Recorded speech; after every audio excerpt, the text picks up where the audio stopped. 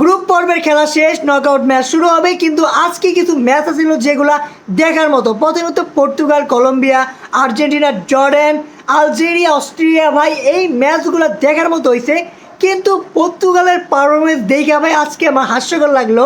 এই টিম নিয়ে ভাই কেমনে বিশ্বকাপের স্বপ্ন দেখে জানি না।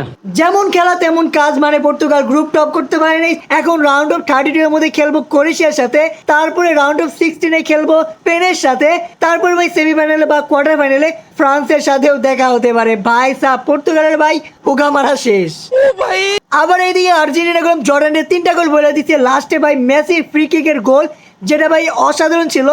এখন তো ওয়ার্ল্ড কাপে মেসি হাইস্ট গোল করে বলাইছে, 6টা গোল তো আছে, আর 19টা গোল হয়ে গেছে, সর্বোচ্চ গোলদাতা মেসি, যেটা দেখে ভাই খুবই শান্তি। আর আর্জেন্টিনা গ্রুপ টপ, এরপরে যে খেলাটা হবে আর্জেন্টিনার সেটা হবে কেপ ভার্দে, এরপরে রাউন্ড অফ 16 দেখা হইতে পারে নিউজিল্যান্ড অথবা ইজিপ্ট, তারপরে কোয়ার্টার ফাইনালে কলম্বিয়ার সাথে দেখা হবে।